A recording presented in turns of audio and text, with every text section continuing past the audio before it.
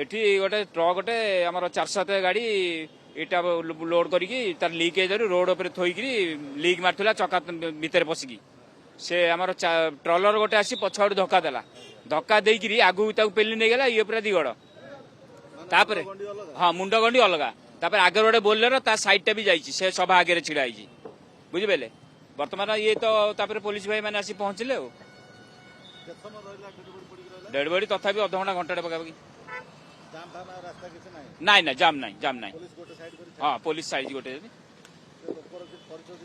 ପରିଚୟ ଜଣା ପଡୁନି ଏପର୍ଯ୍ୟନ୍ତ 4-7ଟା ଟାୟାର ପମ୍ପଚର ଫାଟିଲା ଏଠି ଭ୍ରଷ୍ଟ ହେଲା ପରେ ସେ ଲେବରଟା ଜଗ ଲଗାଉଥିଲା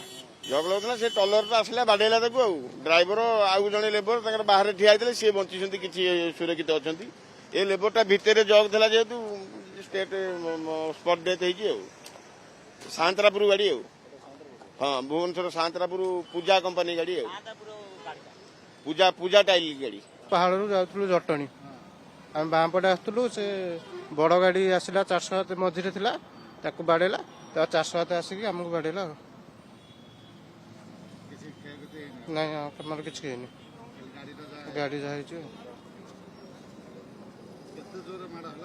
ଜୋରେ ଆମେ ମାନେ ମଝାମଝି ଥିଲୁ ନା ଓଭରଟେକ୍ କରିନୁ କି ଯାଇନୁ ମାନେ ମଝିରେ ଥିଲୁ ସେ ଆସିଲା ଆମକୁ ବାଡେଇଲା ଆମେ ତଥାପି ବାଁ ଡାଁ କରିକି ପଳେଇ ଆସିଲୁ ଖସିକି ଆଉ